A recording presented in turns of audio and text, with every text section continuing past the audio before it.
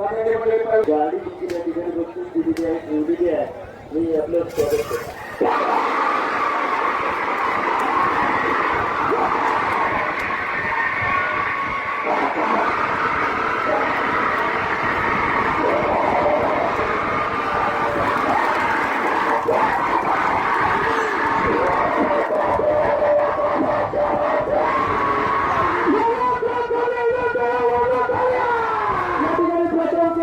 प्रथम भारत